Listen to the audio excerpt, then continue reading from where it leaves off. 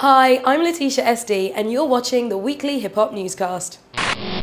Lil Wayne, Cash Money Records and Universal are all being sued for $1 million in relation to an incident at Morgan State University concert last October.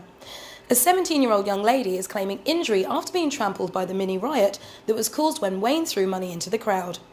Complaining of memory loss and headaches, if successful, there may well be a few more 17-year-olds with headaches chasing more than dollar bills.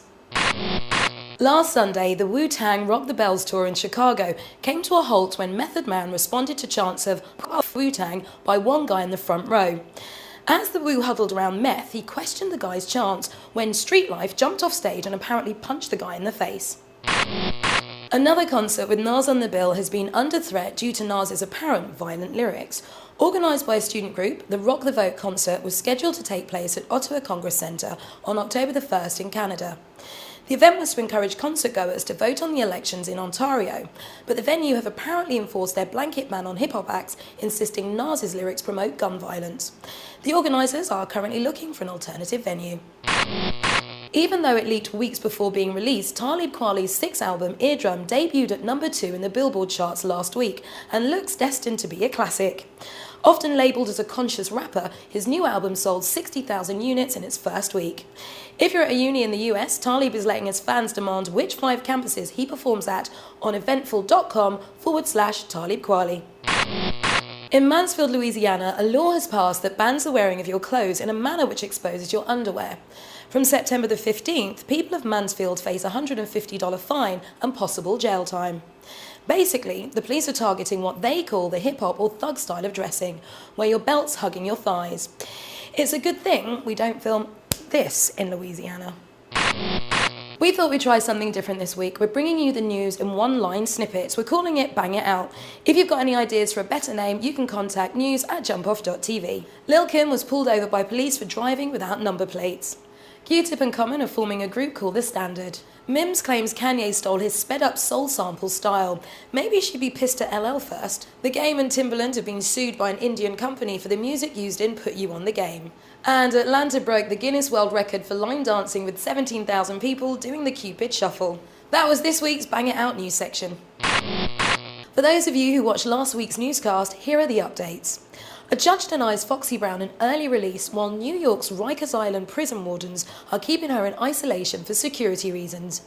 Maybe Foxy would have had a better chance of an early release if her daddy owned a chain of hotels. The white powder found at DMX's Arizona home during last week's raid was not drugs. Rough Riders CEO Darren D. Dean was indicted on Wednesday on drugs and weapon charges.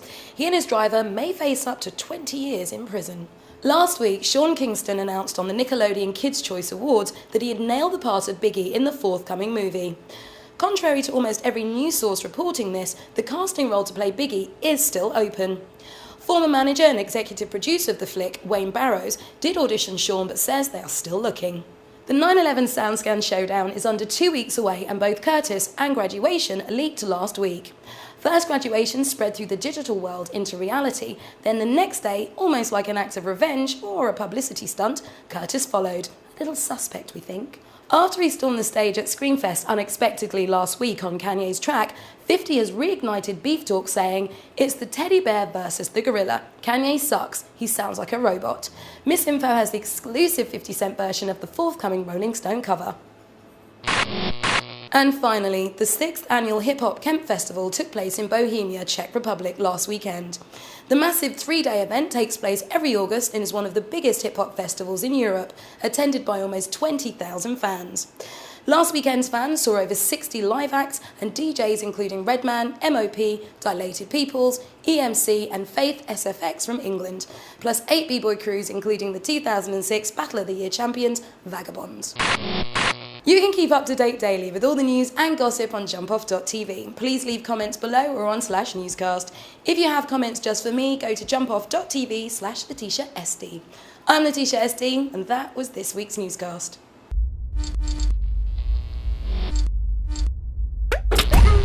If successful, there may well be a more few 17-year-olds. Cash. Wayne threw money into the crowd.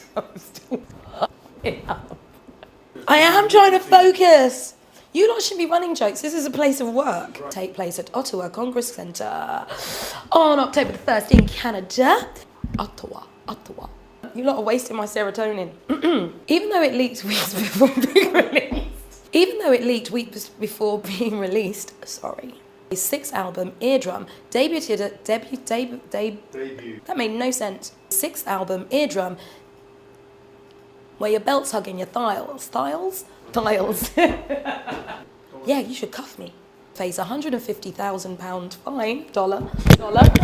Wow. We're trying something new this week. Sorry. Oh, don't.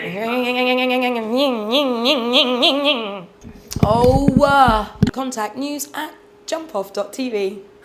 First graduation spread through the digital world.